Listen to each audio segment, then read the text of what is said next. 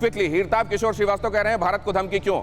इमरान के बॉम्ब्स में कितनी ताकत है? उनके मंत्री का फुल प्रूफ, वो अगर हम कहते हैं कि हम एटॉमिक हमला करेंगे तो वो क्या फुल प्रूफ है? ये जो कहा जा रहा है सर कि वो पाव पाव भर के बम, एक बार फिर से वो सक्रिय हो गया है मंत्री वहां का, और ये कहा जा रहा है, रामेश्वर साहब ये सवाल मेरा आपसे है कि ये क्या मुमकिन है कि ये इस तरीके के बम बनाएं और बताएं कि असम तक रेंज है और खुद को क्या एटम प्रूफ समझते हैं ये? देखिए, सबसे बड़ा वो बेवकूफ़ी भरा बयान जो है इस बात से साबित हो जाता है कि जो पाकिस्तान के मिनिस्टर हैं उन्होंने ये बात कही है कि ये जो बम है वो एटम बम तो होगा, लेकिन ये मुस्लिम पॉपुलेशन को तबाह नहीं करेगा, खाली बाकियों को मारेगा।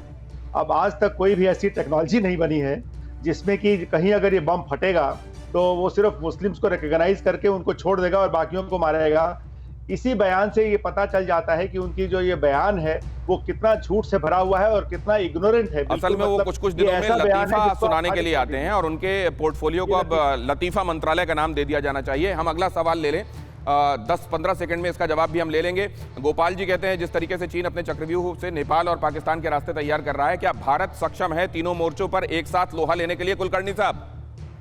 बिल्कुल बिल्कुल, हम लोगों को तैयार रहना चाहिए, इसमें कोई शक नहीं कि चीन हमेशा पाकिस्तान को इस्तेमाल करता रहा है। पाकिस्तान चीन का पिट्ठू है, चीन कोशिश कर रहा है नेपाल को भी अपनी तरफ लेने के लिए, हमें तैयार रहना चाहिए, इसमें कोई शक नहीं और हम सक्षम भी हैं। हर्ष जी के पास जाता हूं मैं अगला सवाल लेकर। हर्ष जी के पास अगला सवाल जल्दी से।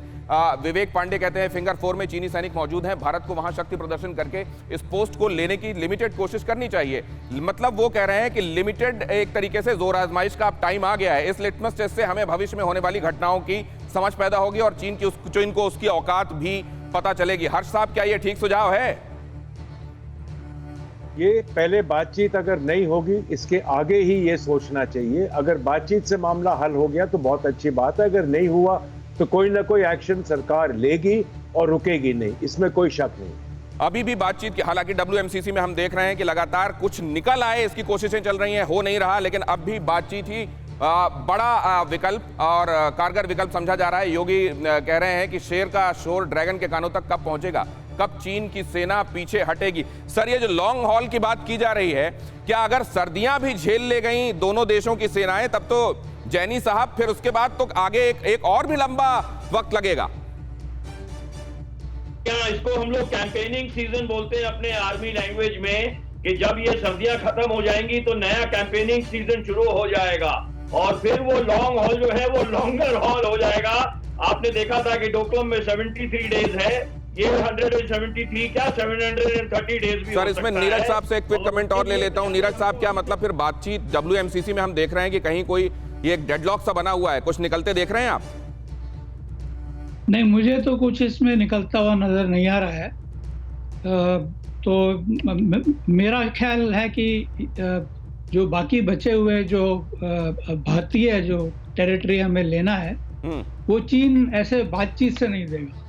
बातचीत से तो नहीं होने वाला, ये भी समझा जा रहा है, लेकिन फिर भी बातचीत पर अब भी जोर है, क्योंकि जाहिर है युद्ध कम से कम आखिरी समाधान नहीं होना चाहिए अभी, कम से कम इस मोड़ पर, इस नोट पर। परवाह देश की, सोमवार से शुक्रवार रात 10 बजे TV9 भारतवर्ष पर।